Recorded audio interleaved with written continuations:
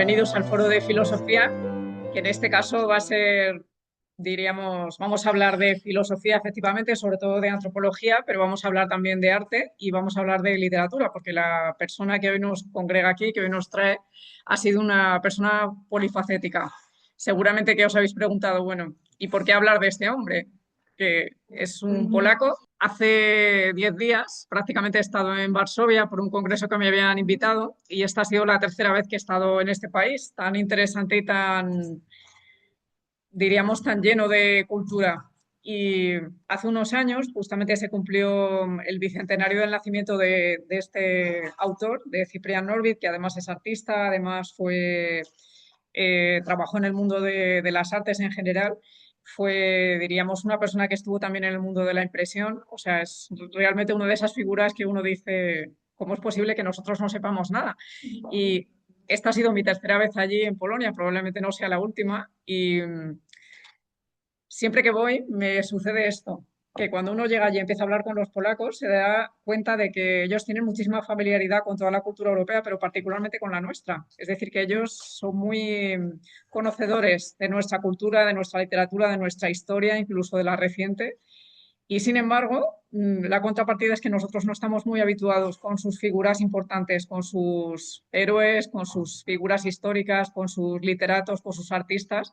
Y bueno, la idea de dedicar una sesión en concreto a Cyprian Norvid es un poco por esto. Es como, me parece importante que nosotros sepamos quién es este polifacético creador.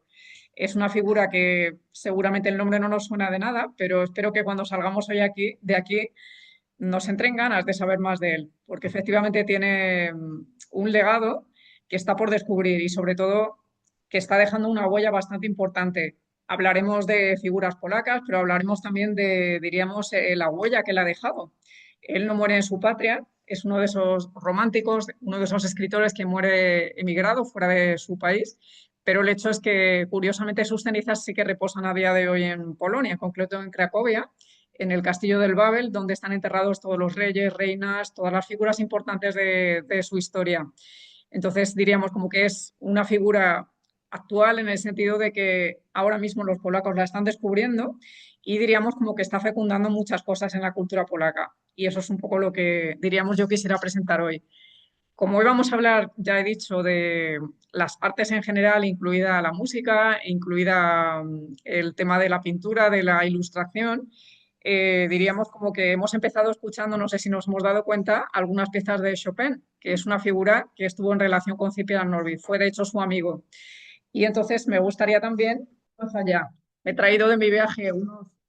Así que me gustaría que también conozcáis Polonia desde ese punto de vista, que es bastante creativa. Sí, las personas que lo escuchen online evidentemente no podrán disfrutar de esta parte, pero eso es un aliciente para los que venimos a las actividades presenciales, ¿no? Bueno, las tres cuestiones sobre las que yo quisiera hablar son estas tres en concreto, un poco unos rasgos biográficos de Cyprian Norvid y por qué se dedica a hablar y a escribir de los temas de los que habló y escribió.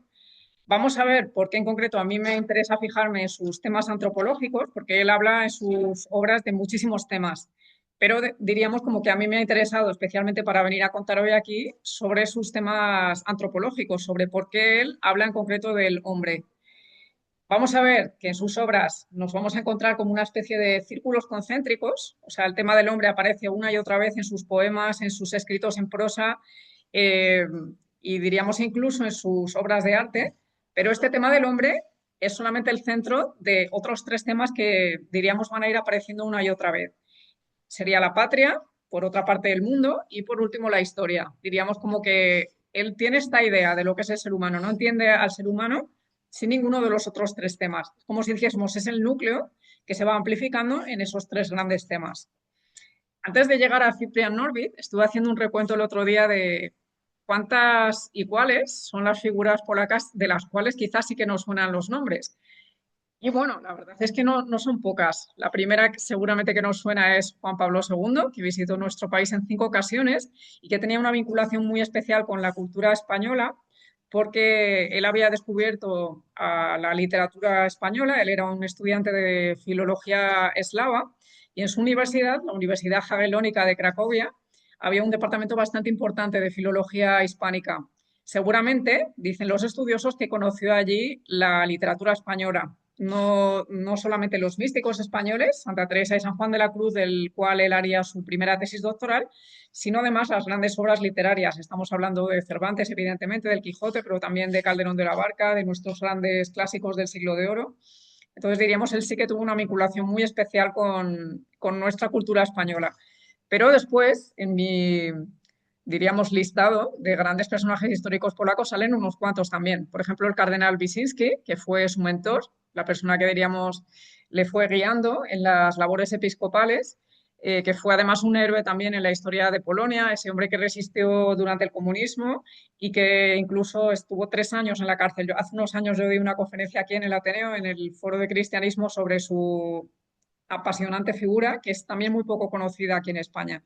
Está, por ejemplo, que quizá no suena más, Lech Walesa, el fundador del sindicato Solidaridad, pero está también el héroe y mártir Jerzy Popieluszko, que murió durante el tiempo del comunismo, un joven sacerdote de 37 años, que era de hecho el capellán de Solidaridad y diríamos una persona enormemente valiente, con lo cual pues tomaron represalias con él y en determinado momento le capturaron, le torturaron y le arrojaron al Vístula atado con cadenas y con piedras.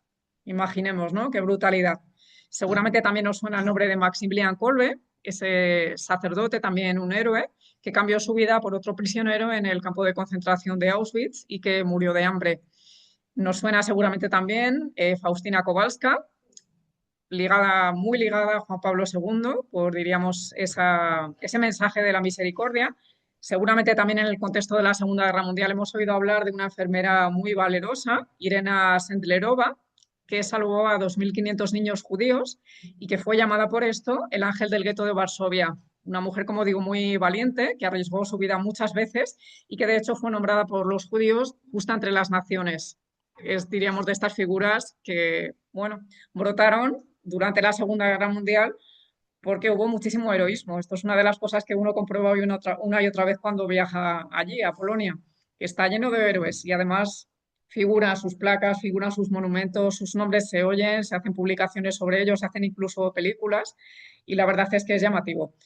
Pero luego, diríamos, podríamos hacer incluso un recuento en el ámbito de las ciencias. Seguramente es muy conocido para nosotros el nombre de Nicolás Copérnico, seguramente también el nombre de una mujer, la única que ha ganado 2 premios Nobel, Marie Curie, con apellido francés pero de origen polaco.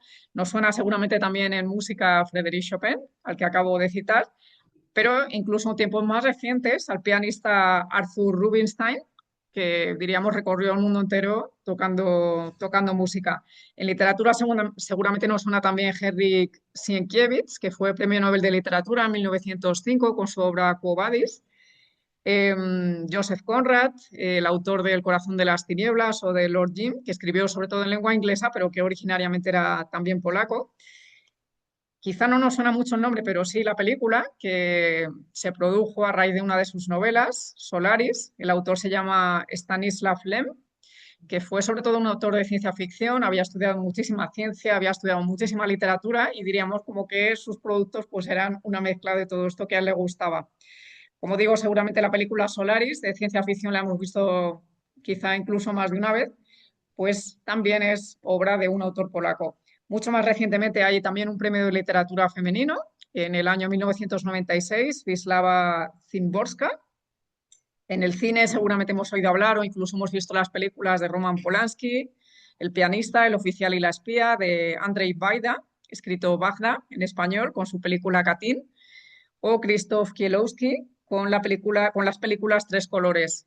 En filosofía, pues quizá hemos oído hablar del famoso Tatarkiewicz, de Zygmunt Bauman, autor de La modernidad líquida, que habla de temas como la globalización o la identidad, el consumismo.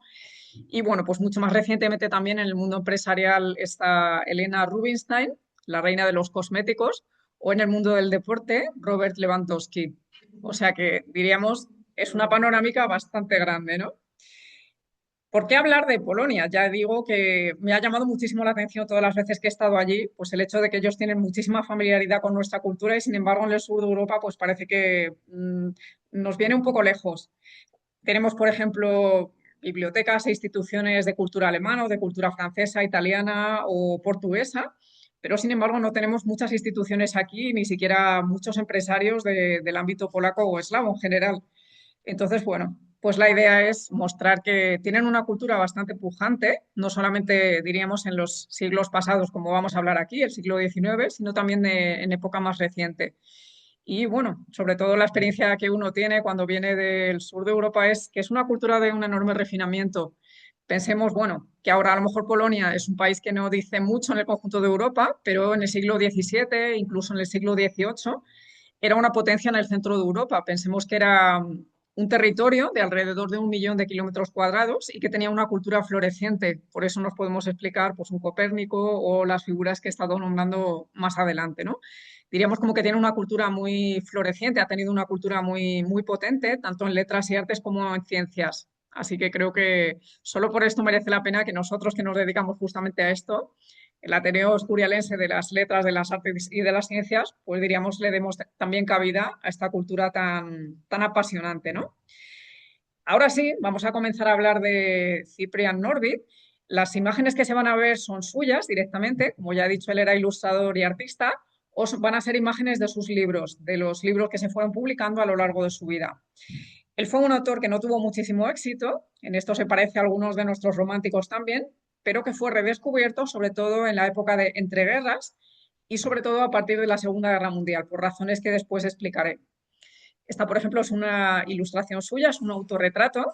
En ese porte nosotros vemos a efectivamente un hombre que se mueve en el siglo XIX, en la época del romanticismo, y le vemos ahí, no sabemos si dibujando o escribiendo, una de las dos cosas, que es algo de lo que se ocupó a lo largo de gran parte de su vida, ¿no? Él nace en 1821, hace unos años se ha celebrado, como comenté antes, el bicentenario de su nacimiento y nace alrededor en una ciudad pequeña alrededor de Varsovia. Su madre va a morir cuando él es muy pequeño, cuando tiene aproximadamente 4 años, con lo cual él va a ser sobre todo educado por la familia materna, por sus abuelos particularmente.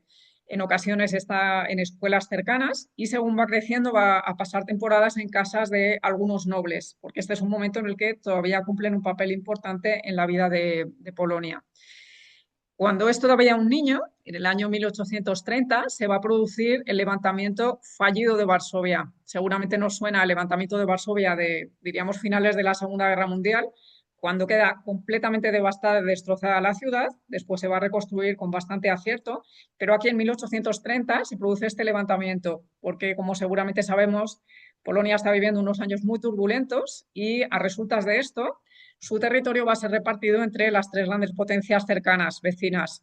Por una parte Prusia, por otra parte Rusia y por otra parte Austria. Él vive esto como un niño, él diríamos no es consciente en este momento de que la patria se va a perder, pero efectivamente esto va a salir una y otra vez en toda su obra, ¿no? El hecho de, bueno, ¿quiénes somos si perdemos la patria? ¿O qué es un país si diríamos no tenemos Estado, no tenemos territorio como tal? Estamos en plena época del romanticismo. Se suele decir que Norvid, Cyprian Norvid, es uno de sus representantes y sin embargo por las fechas diríamos como que él va a ir más allá del romanticismo. Él se va a alimentar de sus temas, pero de alguna manera él va a abrir el camino para ir más allá del romanticismo. Y de hecho veremos que en ciertas cosas se separa bastante de los que son los románticos clásicos polacos, que sobre todo están recogidos en español en esta obra, que se llama así, Poesía polaca del romanticismo, y aparecen aquí pues, los poemas más importantes de los tres grandes, diríamos, que viven anteriormente a él, Mickiewicz, Slováky y Krasinski, a los cuales él en determinados momentos va a llegar a conocer. Él va a estudiar a la Academia de Bellas Artes de Varsovia, donde ya va a mostrar un enorme talento, sobre todo para la ilustración y para las caricaturas. Esto es un ejemplo también real, son caricaturas suyas. Ya vemos que efectivamente se le daba bastante bien. Y aquí se va a dedicar sobre todo a la pintura, va a estudiar con maestros polacos, evidentemente, pero se va a dedicar también a la literatura. Ya en este momento se va a ver que él tiene una vocación que no se va a circunscribir simplemente a las artes, sino que él, sobre todo, va a tener una vocación intelectual muy fuerte, una vocación que va a ir a los grandes temas, sobre todo, como digo, filosóficos, ¿no? Para perfeccionar sus capacidades en escultura, va a viajar a Florencia cuando tiene 18 años y aquí en Florencia va a aprender con un maestro italiano. Se le va a dar bastante bien, pero sobre todo va a aprovechar el tiempo que va a pasar en Italia para conocer de primera mano la cultura clásica. Él, por ejemplo, va a hacer una especie de inversión en la arqueología, ¿no? Estamos en el momento en el que pues, las personas que tienen un cierto nivel económico viajan por toda Italia, viajan a Grecia, se empapan de las raíces de la cultura clásica y de la historia del arte. Y efectivamente, en el caso de Cyprian Norvit va a suceder esto también. Él se queda completamente fascinado con esas raíces de la cultura clásica y se va a dedicar a estudiar por su cuenta de manera autodidacta historia del arte, arqueología, incluso historia de las religiones. Y estos temas van a aparecer también en su forma literaria, en sus poemas y en su prosa. En Italia va a experimentar no solamente la pasión por las artes, sino en cierto modo también la pasión amorosa. Se va a enamorar de una muchacha que se llama María Kalergis, que es la hija del jefe de policía de Varsovia. Y como buen amor romántico no va a ser correspondido. Pero sin embargo él, pues diríamos, va a leer este amor no correspondido en clave artística. Y, por ejemplo, vemos que va a pintar a María Kalergis en una ilustración tan bonita como esta. Esto va a pasar una y otra vez en la vida de este autor, Cyprian Norvit, que los fracasos que le van sucediendo en la vida, ya sean amorosos, ya sean religiosos, ya sean incluso patrióticos, como digo, porque va a llegar un momento en el que él va a vivir esto, ¿no? La pérdida de la patria. Todos los sufrimientos, todas las pérdidas, las decepciones, incluso las enfermedades físicas, él las va a transfigurar en un arte cada vez más delicado, ya sea en su forma visual, como vemos aquí, o ya sea en su forma literaria. Él se va a convertir, podríamos decir así, en un hombre de una sensibilidad exquisita, y esto se ve una y otra vez cuando nos acercamos a su obra, ¿no? Como buen hijo de su tiempo, se va a dedicar a viajar por lo que después será su país, en concreto Polonia, eh, y se va a dedicar en concreto unos 4 meses a recorrer ciertas ciudades de lo que hoy es Polonia, que en ese momento, como digo, estaba partido entre los países vecinos. Se dedica 4 meses a viajar por todas esas ciudades y cuando pasa por Cracovia se va a quedar completamente fascinado, sobre todo por el espesor histórico que tiene Cracovia. Como ya he comentado antes, por ejemplo, está ahí todo el casco histórico de Babel, la colina de Babel, donde están enterrados pues, todos esos grandes personajes de la historia polaca. Y diríamos como que esa colina se ha solido considerar precisamente por los escritores románticos como una nueva Acrópolis, es decir, como ese lugar donde diríamos se ha concentrado el cultivo de las artes, de las ciencias, de la cultura en general y diríamos ha integrado dentro de sí no solamente la cultura clásica, sino además toda la cultura cristiana. Esta es la visión que diríamos tienen los polacos sobre su propia historia y en concreto sobre ese espacio en Cracovia.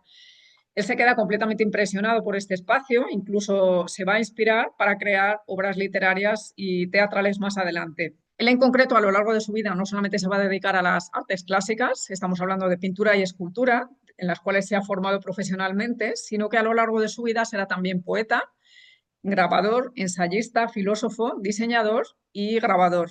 O sea, una panorámica bastante amplia, ¿no? Como los románticos, se va a dedicar a recorrer su continente de un cabo al otro, va a conocer Venecia, Florencia, como hemos dicho antes, va a vivir en Roma, pero también conoce Berlín, Bruselas, París y Londres. Y en determinado momento de su vida también viaja a Estados Unidos. Hablaremos un poquito más adelante de este tema. Él aprende de ruinas, aprende de los libros, aprende de modo autodidacta, pero sobre todo aprende de la conversación. Es una persona bastante sociable y sobre todo, dado que él llega un momento en el que no vuelve más a su país natal, va a establecer contacto con toda la diáspora polaca. Es decir, en Roma cuando vive allí y en París más tarde, va a establecer contacto con esas instituciones que han fundado los emigrados polacos y va a establecer contacto sobre todo con los artistas y con los hombres del mundo de la cultura. Por ejemplo, en este contexto va a conocer a los románticos polacos que antes cité, Mickiewicz y Krasinski, y en París va a conocer a Slováky y a Frédéric Chopin, con el cual va a mantener una gran amistad. Llega un momento en su vida en el que él escribe un libro que se llama Flores Negras, seguido más tarde por otro que se llama Flores Blancas, donde, diríamos, cuenta los últimos años de la vida de todos estos hombres, diríamos, como para que su memoria no se pierda. Después leeré un fragmento precisamente dedicado a Chopin, escrito con una gran sensibilidad, como si dijésemos, estamos perdiendo a un gran hombre en el momento en el que ya Chopin está muy enfermo y le cuesta muchísimo caminar, y sin embargo lo que él quiere mostrar con esto es, este hombre ha alcanzado con su vida, diríamos, no solamente la culminación musical, sino que ha hecho de su propia vida también una obra de arte. Esto es un poco la manera en la que él, diríamos, quería recoger el legado de todos estos autores románticos. Sus inquietudes le llevaron ocasionalmente a la política, incluso en determinado momento estuvo encarcelado, acusado de ser conspirador contra Rusia. Esto pasaba bastante frecuentemente. Él diríamos como que evitó meterse en muchos líos, pero para los polacos no era demasiado fácil hacer esto y a él pues le tocó en cierta ocasión estar en prisión. A semejanza de otro gran hombre europeo, muy creador, como es Beethoven, se fue quedando progresivamente sordo, con lo cual esto le fue empujando cada vez más a un cierto aislamiento, a un cierto aislamiento. Y sin embargo, esto tuvo el efecto positivo de que como él iba transformando siempre los sufrimientos y decepciones en creación artística o literaria, esto hace que cada vez se focalizase más en su creación literaria. Es decir, que en los momentos en los cuales él experimenta un mayor sufrimiento, vamos a ver que en su obra literaria eso se trasluce en una obra de muchísima mayor calidad. Es una cosa llamativa, ¿no?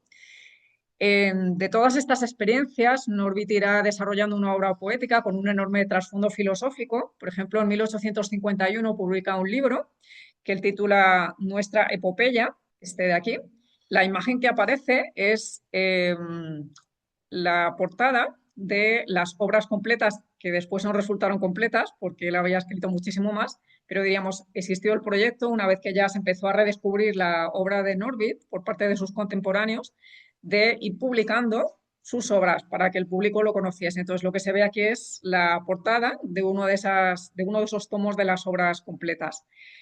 Él publica este libro, es una de sus grandes obras, Nuestra epopeya 1848, lo publica en 1951, parece que 1848 es el año en el que lo publica, pero lo publica un poco más tarde sobre los eventos del año 48. Y lo curioso del caso, para nosotros en concreto españoles o hispánicos, es que él había hecho una lectura profundísima del Quijote. Él era un gran lector del Quijote desde que era muy, muy pequeño. Y aquí, en este libro, como veremos, lo que él va a intentar hacer es, de alguna manera, personificarse a él mismo en el Quijote. Como si dijésemos, yo también soy un Quijote, porque en el fondo estoy buscando esa patria perdida, esa Dulcinea que aparece con tanto relieve una y otra vez en el Quijote, por la cual él hace cualquier locura.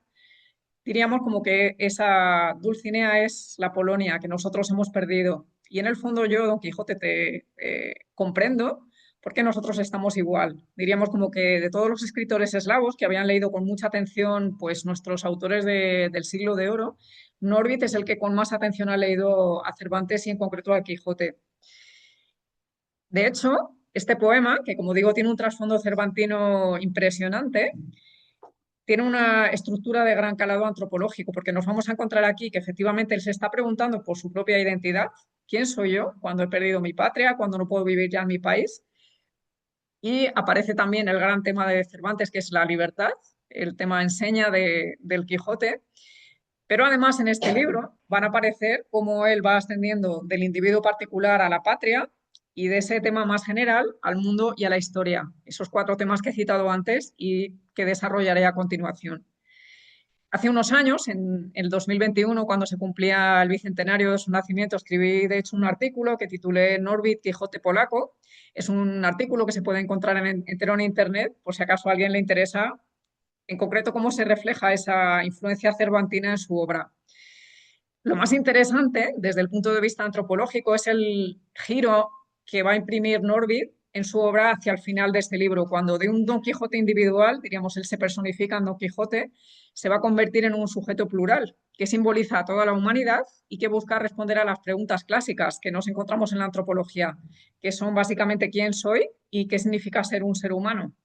Estas son las preguntas que van a aparecer en formato literario en esta obra de Norbit. Como ya comenté, él viaja a Estados Unidos en cierto momento porque no le va muy bien en Europa y diríamos, como él tiene una vocación muy, muy amplia, llega un momento en el que le surge la posibilidad de ir allí, a Nueva York, a trabajar como grafista y esto no le hace, diríamos, prosperar. No tiene mucho éxito tampoco allí.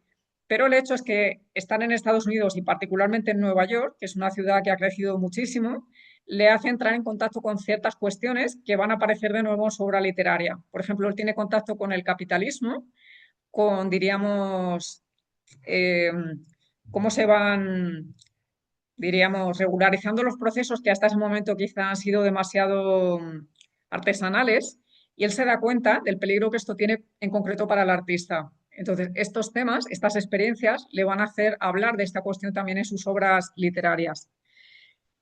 Va a morir de tuberculosis cuando tiene aproximadamente 62 años en un asilo para inmigrantes polacos en París el 23 de mayo de 1883. Es decir, dentro de unos días se cumplirá el aniversario y él muere en estado de indigencia, prácticamente desconocido. Es una cosa un poco misteriosa, pero efectivamente, a veces la mentalidad de una época hace que una persona tan creadora como él, pues diríamos, haya pasado completamente desapercibido. Sus huesos fueron depositados en principio en una tumba, pero diríamos, los problemas políticos de los años sucesivos en Francia hicieron que sus restos se perdiesen, con lo cual no se sabe a día de hoy dónde están, se sabe que están en ese cementerio en concreto, pero no se sabe en concreto dónde están. Pero con sus, diríamos, con su memoria ha pasado algo bastante curioso, porque como se le ha redescubierto a partir de la Segunda Guerra Mundial, diríamos como que toda la segunda parte del siglo XX, sucedió la cuestión curiosa de que muchos escritores, particularmente en lo que se llamó la joven Polonia, sobre todo los poetas, le consideraban un referente. Y bueno, más recientemente, en el año 2001, por iniciativa de Juan Pablo II, precisamente, que era un gran admirador suyo, se recogió la tierra que había estado en su tumba y se transportó a la cripta de la Catedral del Babel, diríamos como en un gesto muy simbólico. Quizá los huesos no los podemos localizar, pero lo que sí que podemos hacer es, de alguna manera simbólica, llevar su legado intelectual y su legado poético, artístico, de nuevo a Polonia, para que los polacos lo redescubran. Es bastante interesante la relación que tuvo Juan Pablo II con él, porque le leyó con 15 años. Él tenía una obra de teatro que se llamaba Cracus, un drama, diríamos, histórico. Y Karol Wojtyła, cuando era un joven estudiante con bastante éxito en las asignaturas de literatura y de historia, se fascinó con este drama, lo admiraba muchísimo. Esto con 15 años. Después, durante la ocupación nazi de Polonia, él había estudiado el primer año de filología eslava, no pudo seguir estudiando porque los nazis cerraron la Universidad Jagellónica y mandaron a prácticamente todos sus profesores al campo de concentración de Auschwitz, pero él se dedica durante los años de la ocupación nazi a, diríamos, la resistencia cultural, sobre todo a fomentar la lengua polaca, que estaba prohibida, mediante el teatro rapsódico. Y se sabe que en ese teatro rapsódico ellos recitaban obras de Norvid también. Diríamos como que esta influencia de Norvid sobre San Juan Pablo II llega incluso al hecho de que cuando él publica su primera encíclica de tema social, que tituló Laborem Exercens, que trataba sobre el tema del trabajo, tiene un trasfondo completamente norvidiano, porque Norvid, como veremos, habla muchísimo sobre el tema del trabajo, sobre cómo el trabajo permite al hombre practicar valores, mejorar su vida, digamos, en el sentido moral del término. Entonces es, diríamos, bastante llamativo, ¿no? Como el pozo de Norvid, aunque en su momento fue una persona muy poco valorada, a lo largo del tiempo se le va redescubriendo e incluso nos lo encontramos en, diríamos, documentos y figuras pues que no nos esperaríamos que tenga una influencia tan directa. Estas son las imágenes del lugar donde vive sus últimos años. Como he comentado, era una casa fundada por los inmigrantes polacos para atender justamente a las personas que tenían pocos recursos. Se llamaba la Casa San Casimiro, porque San Casimiro es uno de los santos, diríamos, más representativos de Polonia. Y aquí en esta imagen se ve la fachada del edificio donde él estuvo sus últimos años. Esta probablemente es la habitación donde murió. Estos son los libros que él, bueno, fue publicando, no en el momento en el que murió, sino probablemente de manera posterior. Y esto es un cuadro pintado por él sobre, diríamos, las almas que van saliendo de las tumbas y van resucitando. Es bastante representativo porque, diríamos, nos habla bastante de estos últimos años de la vida de Norvid. Esto era cómo estaban las tumbas en el cementerio de París donde fue enterrado. La suya sería esta, la que está en el medio. Pero, como digo, precisamente por la Segunda Guerra Mundial y por otros avatares de la vida francesa, esto está ahora completamente diferente y ya no se sabe en concreto dónde están sus restos. Es bastante simbólico porque efectivamente él había escrito un poema en el cual él canta a Sócrates diciendo que le hiciste a Sócrates Atenas para que tus contemporáneos, diríamos, llegaran a odiarte y tuvieras no solamente una tumba, sino quizá dos. Cuando uno va a Atenas hoy día, efectivamente se encuentra con que no se sabe muy bien dónde está enterrado Sócrates, ¿no? Empieza a cantar así a determinados personajes de la historia, aparece, por ejemplo, Colón, aparece Napoleón, aparece Mickiewicz también, y entonces él empieza a cantar a ciertas figuras históricas en las que, diríamos, no importa tanto dónde estén enterrados, lo que importa es el legado, lo que importa es lo que han dejado como herencia a la humanidad. Y curiosamente ese poema pues, se suele considerar como que es profético de lo que justamente a él le pasaría. Una persona de la cual pues, no sabemos muy bien dónde están sus restos, pero cuyo legado pues, efectivamente sigue fecundando a día de hoy a su país. Vamos a empezar ahora con estos tres grandes temas antropológicos. En primer lugar, nos vamos a encontrar que su primer gran tema que aparece en nuestra epopeya, 1848, como ya he comentado, es el hombre.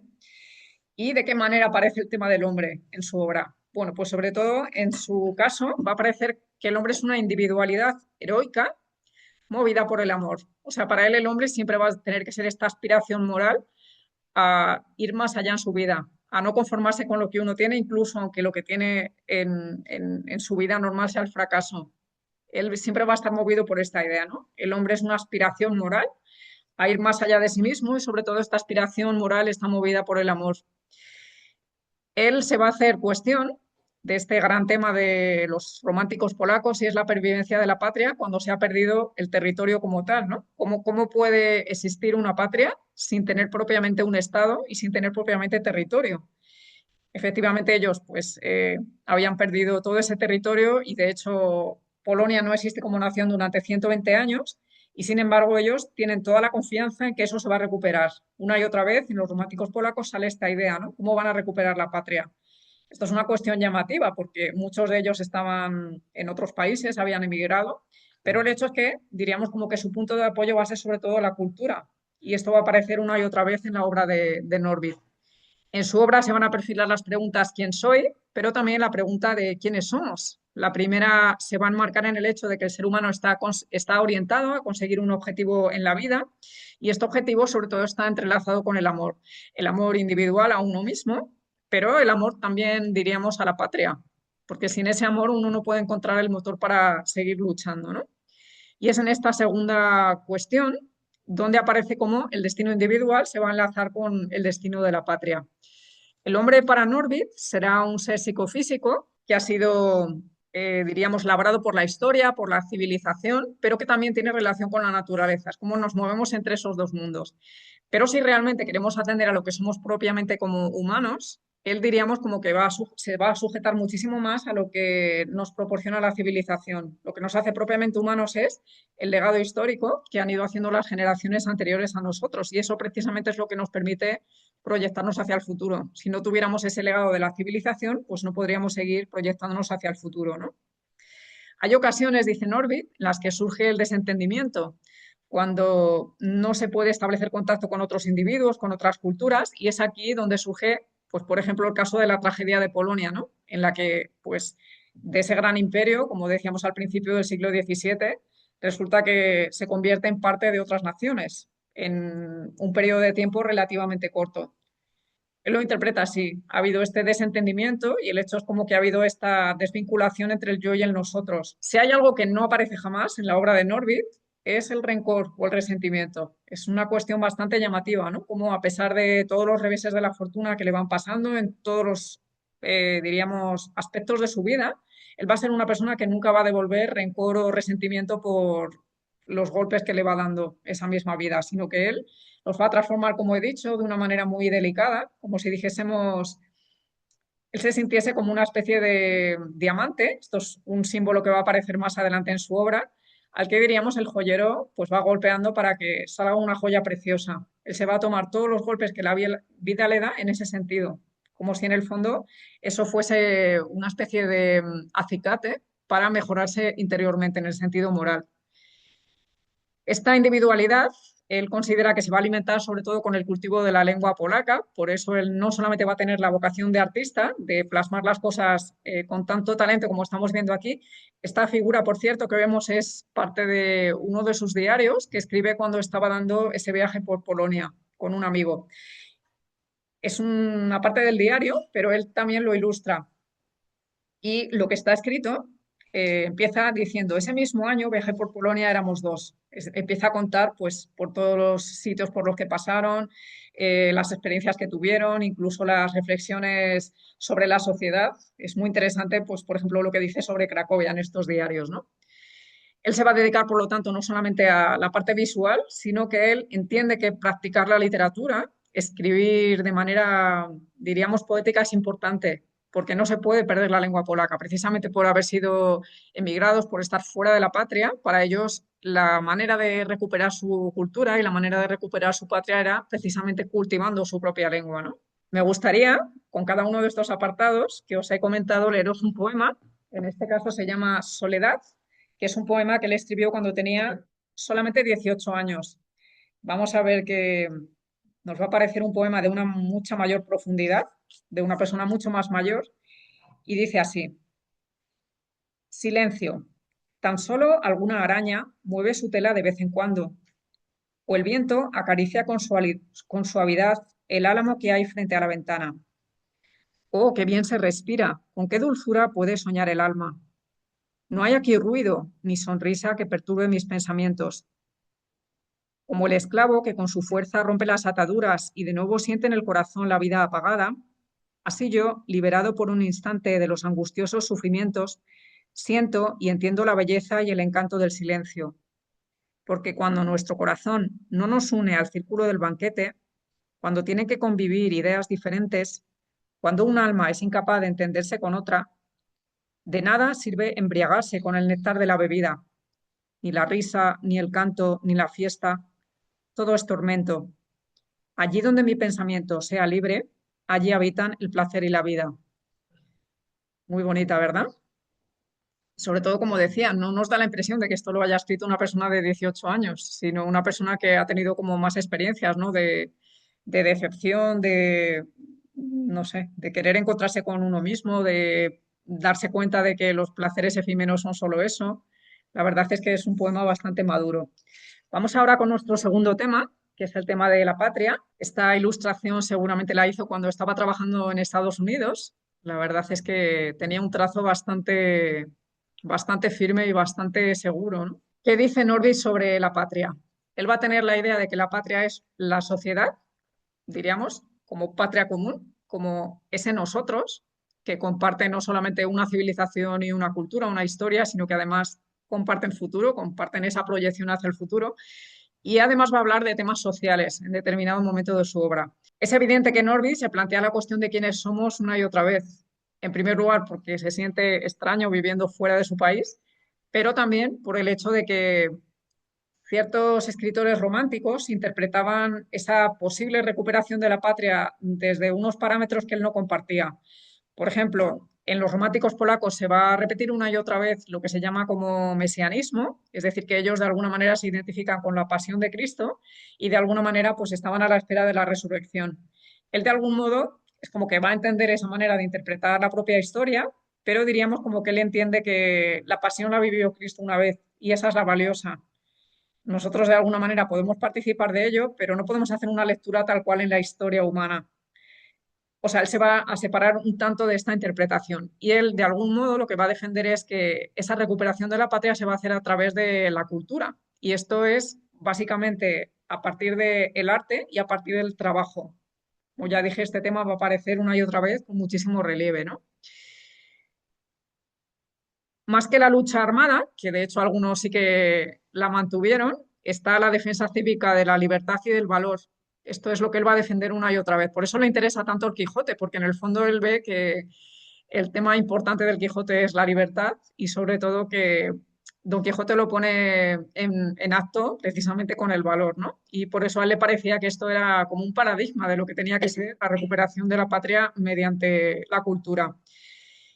Él tenía, a diferencia de otros autores polacos, también sus reticencias con la nobleza polaca.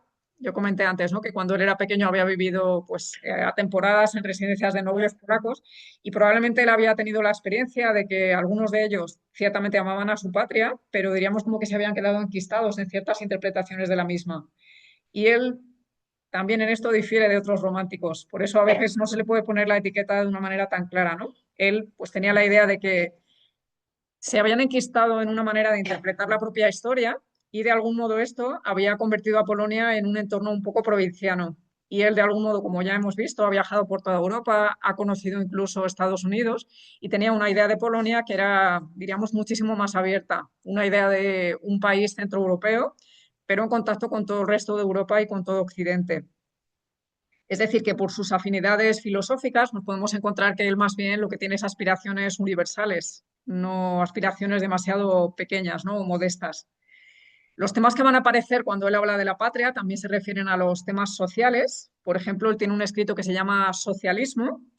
Él, diríamos, no vive, evidentemente, esa época en la que los rusos invaden Polonia e imponen ahí un comunismo acérrimo, pero diríamos como que él se da cuenta de la diferente interpretación que tiene el socialismo respecto a lo que ha sido la interpretación clásica que han tenido los polacos de sí mismos. Entonces, en este escrito, por ejemplo, él va a cuestionar los ideales de los socialistas utópicos por dos razones, básicamente. La primera es porque son anticristianos y él era un hombre que consideraba que ser occidental significa integrar dentro de sí mismo las raíces clásicas, pero también todas las raíces cristianas, que había estudiado con muchísimo detalle.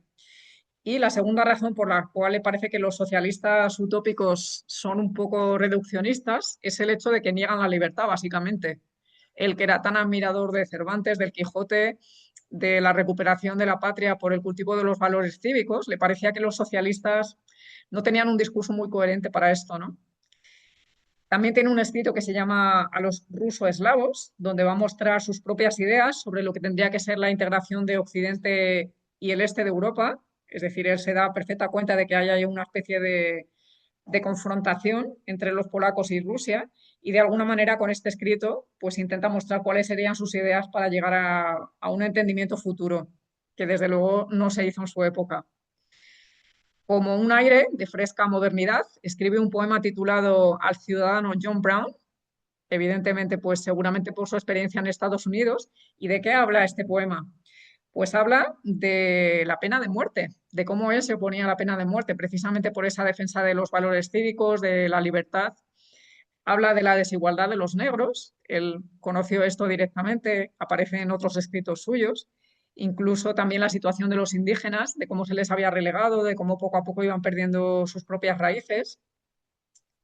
Y además reivindica la figura del héroe polaco, Tadeusz Kosciuszko, que quizá no nos suena mucho, a mí tampoco me sonaba demasiado, pero efectivamente cuando luego empecé a buscar sí que me sonaba un poco por el hecho de que fue un gran héroe polaco, que no solamente alentó la resistencia de Polonia frente a Rusia, sino que además apoyó la independencia de Estados Unidos y fue bastante clave en algunas de las batallas, apoyando a George Washington.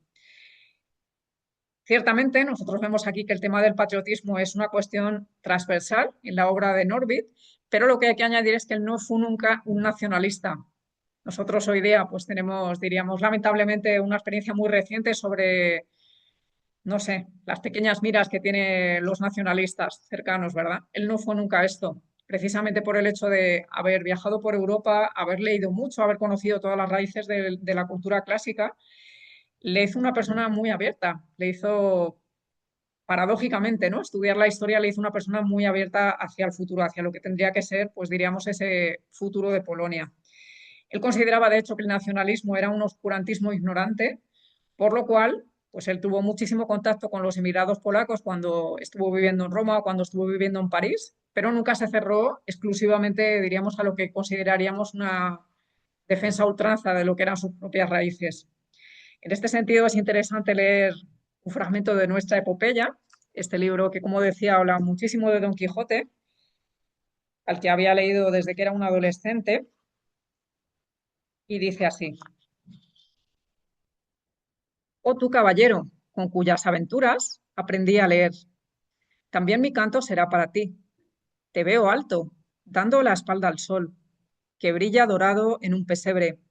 y tras deslizar un rayo por tu coraza, juega con un estribo huérfano. No puedo, lo confieso, referirme a tu rostro, porque derramaste tu perfil sobre otros muchos. ¿Y el corazón? Puedo sentirlo. Comparto tu recelo ante el heroísmo, mi viejo amigo. Comparto, digo, ese fervor y ese entusiasmo que en mí alimentaron tus historias. Recuerdo que era niño, que con la cabeza apoyada entre las manos permanecía reclinado sobre una página a media luz, porque aún hoy puedo ver el tono del papel. Oh, cuánto suspiré con aquella lectura, con aquel libro, con la mera posibilidad de leerlo. Y qué tristeza había a mi alrededor cuando la vela se iba apagando, una cosa tan barata, o cuando alguno de los adultos de pronto me llamaba, o cuando veía que eran pocos los pliegos que me quedaban y que se podía tocar el filar con un alfiler. Continúa hacia el final de este poema. Pero has de saber, oh valentísimo caballero, que jamás mi Dulcinea se me mostró en persona. Quizá algún vientecillo, un aire piadoso, levante alguna vez su velo, lo ponga sobre su cabello y me descubra un racimo de estrellas carmesíes a lo lejos, o un anillo polícromo de ópalo, o unos zapatos que juegan con la hierba, o una minúscula vainica, tan pequeña como la más diminuta concha nacarada. Nada más. Los pájaros que me cantaban a menudo, que estaba ya despierta, que se había deshecho el encantamiento y que huía de la torre entre dragones, me cantaban que en la mano llevaba una lamparilla y que aquellos monstruos con aversión a la luz escarbaban en la tierra. Agitaban sus alas en angostas cavernas, maldecían y de sus gargantas brotaban alaridos, aullidos. Pero ¿y qué? Los pájaros se posan en mi escudo o en mi yelmo y cantan lo que se imaginan, pero el alma ve que mienten. La verdad solo nos sirve a nosotros, Quijotes, que luchando con dragones, venenos, balas, dardos, buscamos la verdad, vamos tras ella. Así que recuerda al principio la ilusión que le causaba leer ese libro, ¿no? La pena que le daba ver que se iban acabando ya las hojas. Y luego nos cuenta, bueno, que algunos hablaban de que ya estaba desencantada Dulcinea, ¿no? En el sentido simbólico, como que ya se iba recuperando Polonia. Y él sabía, bueno, pues que lamentablemente no era así, que quizá le gustaría que eso fuese lo que sucediese, pero que lamentablemente no era eso lo que estaba sucediendo, ¿no? Y finaliza diciendo esto, como la verdad solamente nos sirve a nosotros. Vivimos de la verdad, aunque sea a veces dolorosa, ¿no? Tenemos que luchar contra todo, pero en el fondo esto es lo que nos mueve, luchar por la verdad. Vamos hacia el tercer tema ahora, que sería el mundo, que desde el punto de vista de Norbit va a ser entendido como la suma de las naciones. Como ya dije, son círculos concéntricos, ¿no? Del yo vamos a la patria, que diríamos es el camino normal que cada uno experimenta. Pero de la patria damos un paso más y entendemos que cada uno tiene la suya, que quizá lo que yo siento por la mía es lo que el otro siente por la suya. Y esto puede construir una especie de comunidad que es efectivamente lo que llamamos el mundo, porque en el fondo yo también me alimento de la patria del otro. Bueno, el mundo va a ser para él la suma de las naciones y esta suma de las naciones se va a vertebrar sobre todo mediante el trabajo y el arte. No podría decir qué relación más curiosa, ¿no? Porque quizá el trabajo y el arte los habríamos metido en la patria. Pues no, el hecho es que él piensa que la construcción del mundo y de la civilización, de la historia general que todos tenemos, es a través del trabajo y del arte. Hay tres imágenes aquí que voy a intentar explicar por qué están. La primera de ellas es un retrato del conde August von Cielowski, que era un coetáneo suyo. Este hombre era un filósofo, pero era también un economista y un activista social. Y él sobre todo tenía unas ideas, como digo, filosóficas bastante curiosas. Él defendía eh, que la acción es una transformación consciente de la vida social y que cuando ponemos en marcha la realización de ideas filosóficas, pues diríamos, tenemos como modelo el orden divino. O sea, él tiene una especie de filosofía según la cual cuando nosotros actuamos, en el fondo lo que estamos haciendo es replicar el orden divino en el mundo. Y por eso hacemos un mundo ordenado, por eso en el fondo construimos lo que podríamos denominar una patria como tal. Esto que son ideas un poco teóricas, como digo, él era un activista social, pero era también economista. Estas ideas son las que Norbit lee en determinado momento y las va a poetizar. De alguna manera él las va a llevar a la literatura y nos la vamos a encontrar de una manera bastante peculiar. No tanto con el trabajo, podríamos decir, económico, con el trabajo, diríamos, de las fábricas, sino con el trabajo cultural. Por ejemplo, en determinado momento él va a publicar este libro, que vemos aquí es uno de los pocos que publicó en vida, que se tituló Sobre el arte y entre paréntesis cómo se ve para polacos. ¿Qué significa este paréntesis? El hecho es que él lo publica en 1848, cuando los polacos no tienen patria. Y esto quiere decir que no tienen museos propios, no tienen obras de arte propias, muchas de ellas se habían destruido, de hecho, en todas esas escaramuzas que había habido en los años anteriores. Entonces, la cuestión es que él, que publica este libro en París, ha tenido muchísima experiencia con obras de arte, con las suyas, pero también con todas las que ha estado investigando en todo su periodo de estudios. Diríamos como que con este libro intenta explicar qué es el arte a personas que no tienen una experiencia artística tan directa. Por eso lleva ese subtítulo de, diríamos, para polacos, ¿no? En este libro dice literalmente esto. Escribir sobre arte para una nación que estrictamente hablando no tiene ni museos ni monumentos, escribir para un público que solo conoce este tema de forma pasiva o incidental, esto no es escribir sobre arte, sino revelarlo. O sea, este libro en el fondo lo que quiere es decir a los polacos, bueno, quizá no tenemos obras de arte propias, pero en el fondo lo que podemos hacer es abrir los ojos y mirar las que han hecho otros, y esto quizás es lo que nos va a dar pie para crearlas, las nuestras propias. Como vemos, es un libro bastante valiente en el sentido de que en la situación en la que él tenía, que tampoco era de mucha prosperidad económica, pues diríamos como que lo que él podía ofrecer a sus contemporáneos era esto. La obra de arte es aquello que nos permite volver a traer un orden divino al mundo y lo que nos permite también recuperar lo que somos como un nosotros. La tercera imagen corresponde a un libro que él publica que se llama Vademecum. Es un libro muy, muy original. Vademecum significa literalmente en latín, llévame contigo. Y le llama así por una razón bastante clara. Es un libro de poesías muy original en el sentido de que lo que él quiere hacer es integrar al lector dentro de la obra de arte. Es decir, no tanto a mí se me ha ocurrido un poema y yo lo quiero contar y que el otro se admire de él, como hemos podido comprobar en algunos que tiene, sino que él quiere hacer partícipe a la persona que lee de ese mismo poema. Como que en el fondo quiere meterle dentro del libro, por así decir. Por eso se llama así, Llévame contigo. Entonces, en este libro, él sobre todo va a reflexionar sobre los grandes temas del trabajo y del arte. Van a aparecer una y otra vez. Y el hecho es que también tiene como una cierta lectura teológica sobre lo que es el trabajo.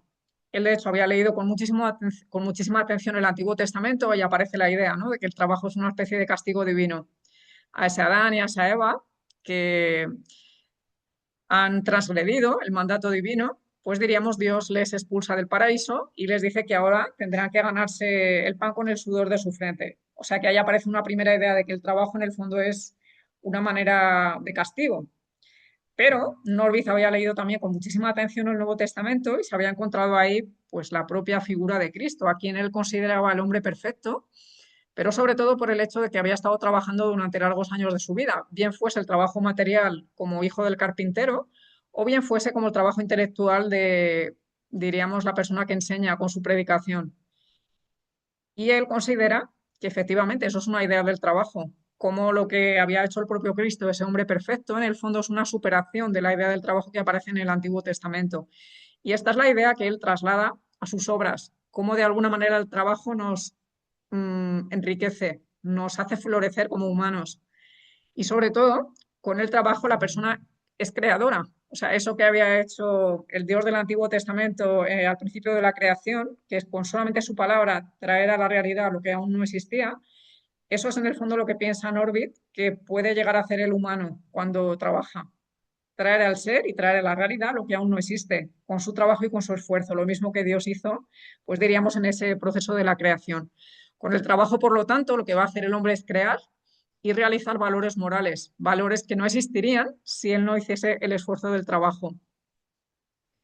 Sobre todo, como vemos, él está pensando en el trabajo del artista, en el trabajo, diríamos, de la persona que crea con esfuerzo y con dolor, pero que crea con, diríamos, un fruto satisfactorio, como es el que tiene delante el artista cuando termina su obra de arte o diríamos, el escritor cuando ha terminado su poema o su libro.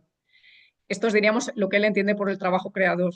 El que hace el artista, que diríamos le lleva bastante esfuerzo, incluso sufrimiento, pero que al final tiene un fruto del cual está orgulloso. En otra de sus grandes obras, Prometidion, es decir, él recupera esa figura clásica del Prometeo, va a hacer una interpretación muy valiosa y muy diferente, por cierto, a la que han hecho otros autores románticos. Para algunos el Prometeo pues simboliza esa figura rebelde que roba el fuego a los dioses y se lo entrega a los humanos, ¿no? Una especie de símbolo de que en el fondo cuando el hombre crea ciencia o crea arte está siendo un poco transgresor. La idea que vuelca Norbit en su Prometidion es más bien completamente diferente. Lo que él va a trasladar aquí es la idea de que el Prometeo es un mediador que posibilita al humano el ejercicio de las artes y ser el protagonista de la civilización. O sea, no aparece tanto como la figura de un transgresor o de un rebelde violento, sino que sobre todo aparece como la figura de aquel que permite al hombre efectivamente empezar a trabajar de una manera creadora. Es una figura que también, ¿no? Llega a afirmar en esta obra lo siguiente: el poeta más grande es el pueblo sencillo. El arte es un trabajo sublime, que tiende un puente entre el trabajo físico y el intelectual, entre lo elemental y lo elevado. La verdad es que tenía un poco esta imagen del trabajo, ¿no? El trabajo puede ser el que hace la persona sencilla del campo, pero el trabajo es también lo que hace el artista, que de alguna manera intenta elevar y sublimar ese trabajo que en principio es solo manual. ¿Por qué le interesan tanto las artes a Norbit? Bueno, es evidente que él era un artista y no solamente hacía arte, sino que lo hacía de una manera consciente, reflexionando sobre lo que significaba ese tipo de esfuerzo. Y aquí nos vamos a encontrar, bueno, pues con su reflexión sobre el papel decisivo que tiene la cultura.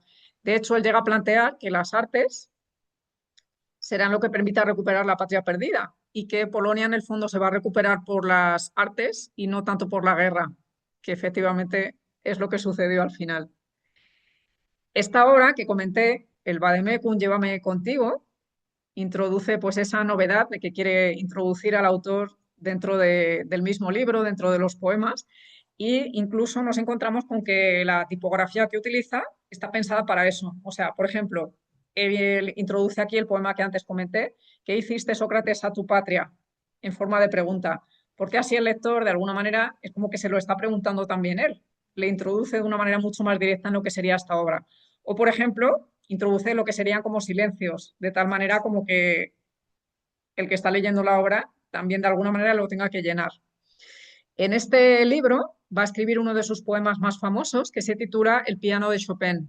Como ya comenté, es alguien a quien había conocido en París en determinado momento, y este poema responde a un episodio que pasó de verdad, o sea, un episodio histórico, y más o menos fue así.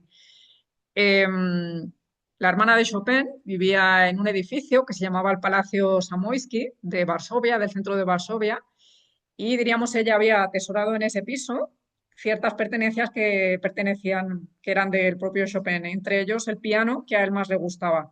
Tenía también manuscritos, tenía, diríamos, cartas, tenía muchísima documentación suya.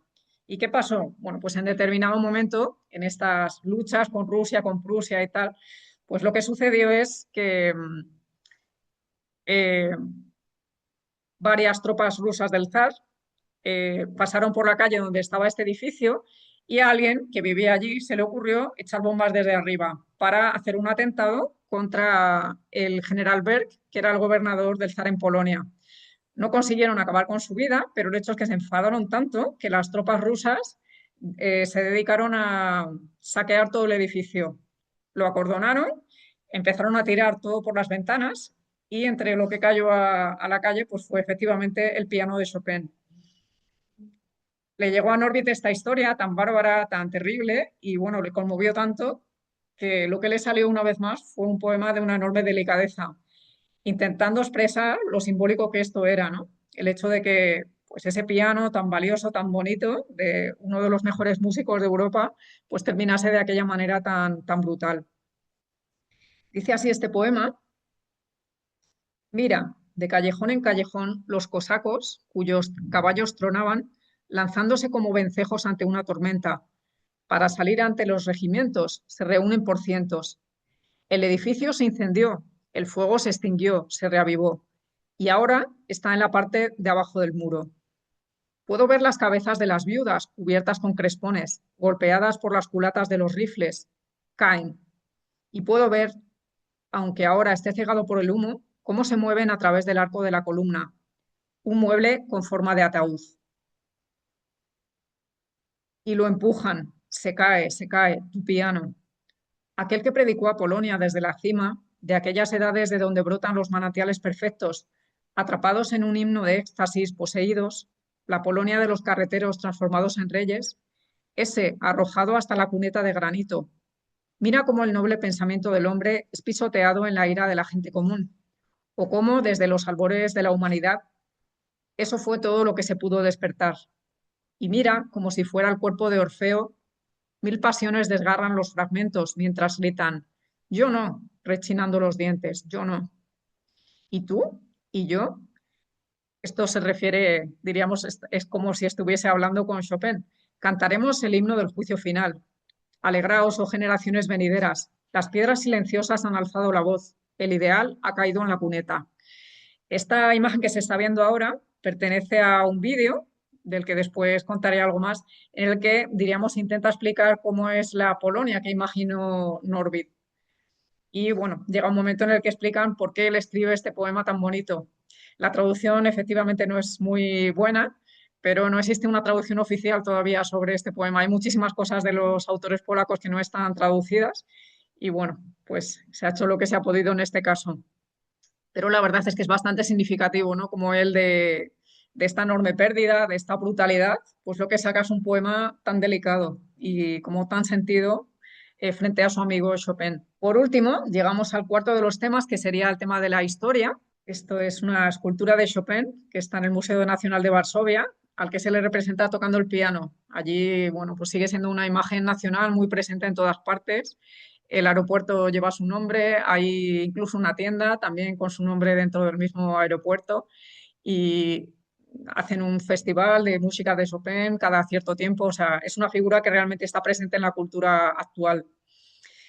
Sobre este tema de la historia, podríamos decir que es el último de esos círculos concéntricos que hemos ido comentando y aparece en el sentido de la historia universal, es decir, la que compartimos como seres humanos.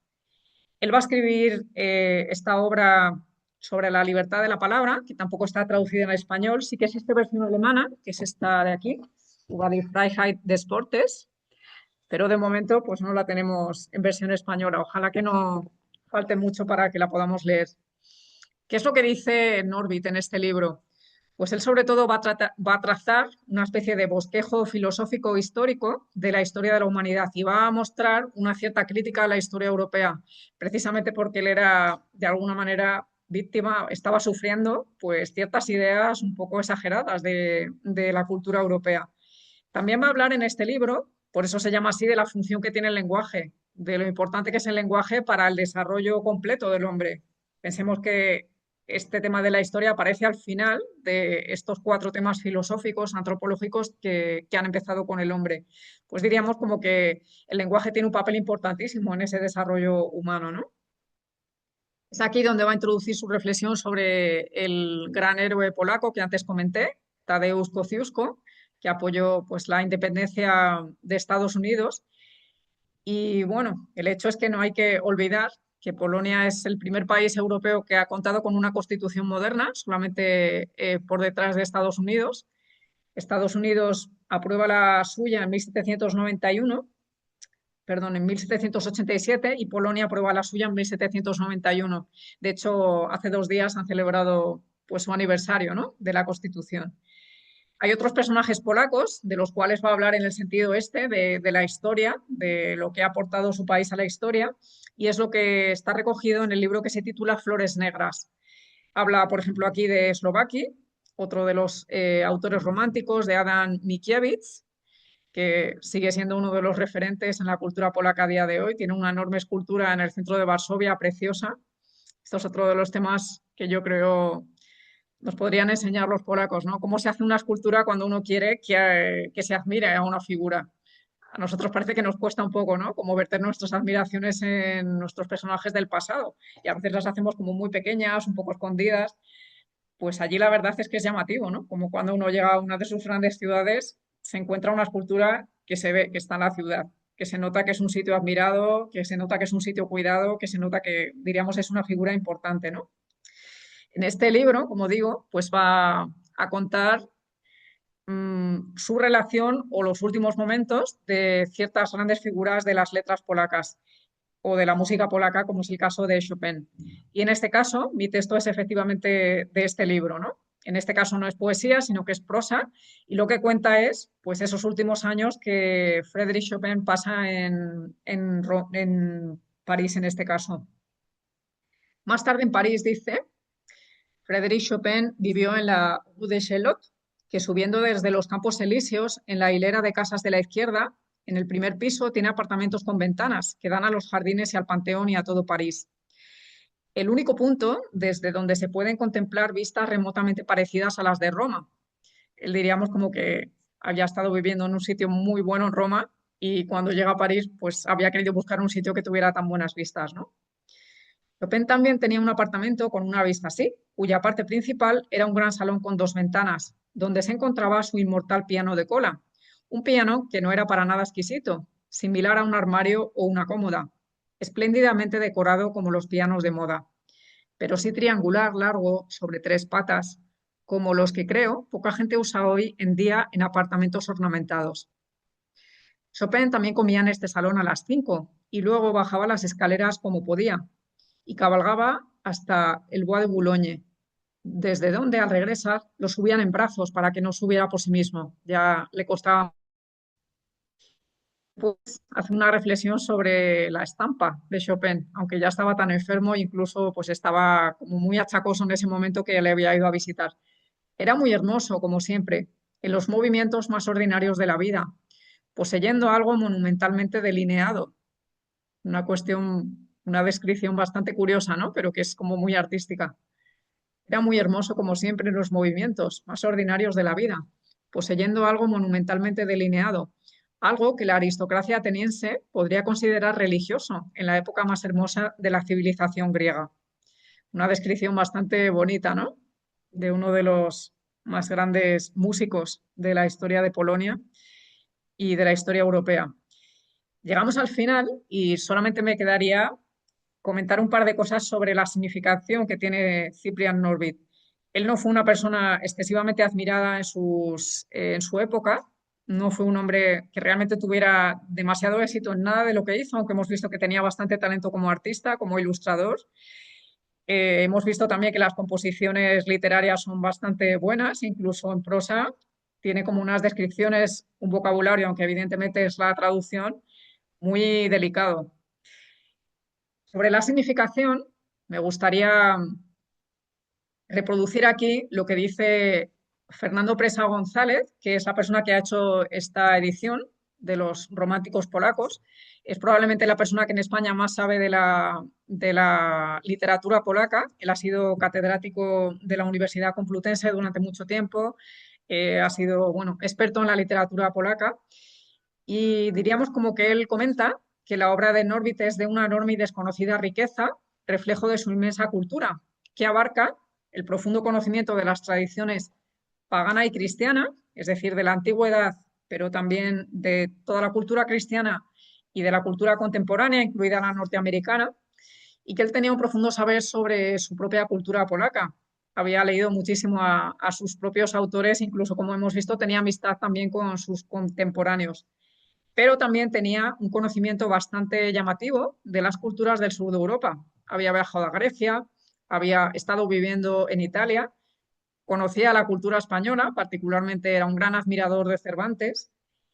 Y bueno, pues es una figura que no podríamos encasillarla sin más en el romanticismo, sino que es una figura que por el momento en el que vive, por las circunstancias que le pasan a su patria y por los temas hacia los que él mismo se abre, diríamos es un autor que supera completamente los parámetros del romanticismo, ¿no?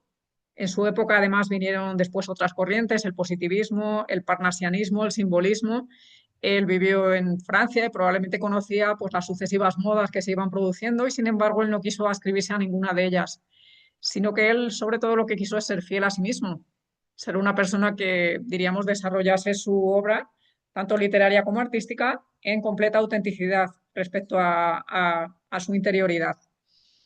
Y podríamos decir, con Fernando Presa González, que de alguna manera sus objetivos pasaban por la renovación de toda la literatura nacional. Él se daba cuenta que de alguna manera iba a dejar una huella. Quizá no en su presente, quizá no en su propia época, sino que quizá habría que esperar mucho tiempo para que sus contemporáneos pues redescubriesen su obra. Como he comentado, fue un autor muy poco valorado en su vida, murió de hecho abandonado, pero sus temas y su lenguaje filosófico, sobre todo su manera de escribir, lo vinculan a la tradición de la Biblia, de Homero, de Platón, de Dante y de Calderón de la Barca, evidentemente con Cervantes también. Y todo esto le hizo conectar de una manera muy potente con las nuevas generaciones después de la Segunda Guerra Mundial, particularmente con los poetas de lo que se ha llamado la Joven Polonia. No quisiera dejar de mencionar ciertas cuestiones recientes que tienen que ver con Norvid. El 2021, que fue el año de su bicentenario, se declaró en Polonia Año Norvid, es decir, año dedicado a conocer su legado. Incluso nos podemos encontrar una exposición digital. Los polacos son muy originales para esto, son muy cuidadosos con todo su legado. Una exposición digital en Internet de la obra de Norvid, eh, realizada por la Biblioteca Pedagógica de Torun. O sea, una exposición digital consiste en que uno lo puede ver en el ordenador, pero que tiene todo tipo de enlaces de cualquier detalle. Por ejemplo, nos muestra cómo estaba la tumba de Norbit en 1945, pero ya han incluido un enlace donde se puede ver cómo está, diríamos, actualmente. O si uno quiere mirar exactamente el pueblo en el que nació, pues también ya le incluyen todo tipo de documentación. La verdad es que para eso son muy, muy cuidadosos. Norbit ha inspirado piezas musicales, así como la película titulada La Casa de San Casimiro, sobre los últimos años que él pasa allí.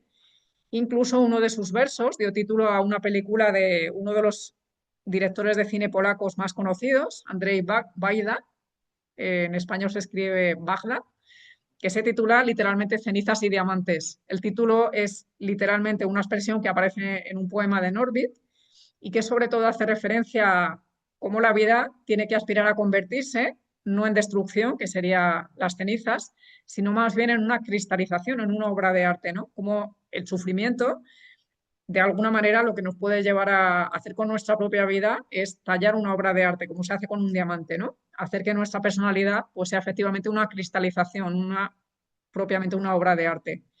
El verso del que está sacado este título dice así: muy a menudo eres una antorcha con llamas, que vuela alrededor como trapos encendidos. No sabes si las llamas traerán libertad o muerte.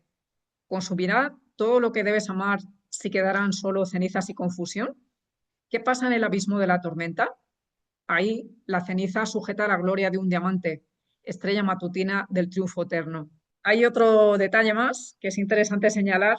Antes dije que el propio Juan Pablo II era un enorme admirador de Norbit y que incluso en encíclicas suyas se nota que lo había leído, que le había interiorizado, que no solamente le admiraba como un autor literario, sino además como un filósofo propiamente, con sus reflexiones sobre el tema del trabajo, sobre el tema de el crecimiento moral, sobre cómo el trabajo nos hace mejores como humanos, pero quizá no es muy conocido, que también está en la base del movimiento Solidaridad, porque efectivamente él habla de una manera muy clara de cómo la patria es una labor, diríamos, de responsabilidad común. Quizá, pues diríamos, los fundadores de Solidaridad no le habían leído como tan directamente, pero sí que estaban inspirados por sus ideas. Ya comenté que él comienza a ser redescubierto por sus propios compatriotas después de la Segunda Guerra Mundial y durante toda la segunda mitad del siglo XX. Entonces podríamos decir que sus ideas van permeando poco a poco la sociedad. Y bueno, pues en este sentido es bonito darse cuenta de que efectivamente el propio Juan Pablo II habló de esto, ¿no? De cómo crear patria, sobre todo es una labor de responsabilidad común. Y esto pues sigue siendo una realidad a día de hoy en este país. Espero que haya sido interesante y quedo a disposición para vuestras preguntas.